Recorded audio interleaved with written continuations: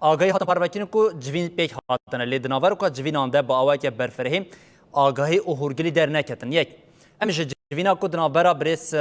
مظلوم عبدی او هر وها برس بافل طلبانی او قبا طلبانی دست پی بکن دوی جوینه ده به طایبتی دناوا شاندین کرد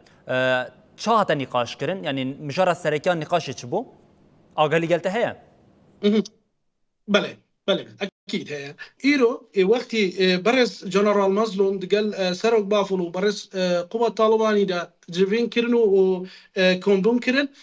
جيفين اوكو سرق بافل جارك دن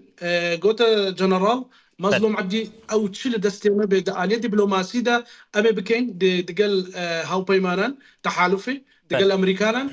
ودقال حر ولاتك دي اما عليه دبلوماسي امي حاضري وهتشتكون لما بخازن اما حمي تيكلين كتيان اجتماعي كردستاني جبو شورشا رجافاي كردستاني بو سركفتنا و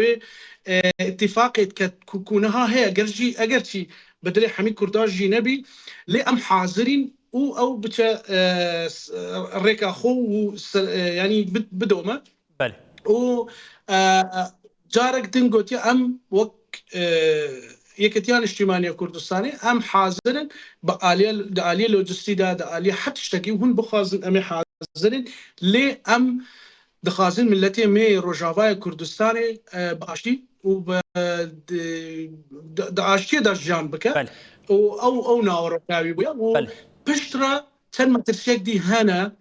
او نبو من ونبو حركة سكيديجي نمعلومن ونزانياري نهاتي نبارو فكرن لي روداوين ورودانين يتسن ساعاتين داهاتيان روجن داهاتي او تشا اشكرا دكن كو تشابويا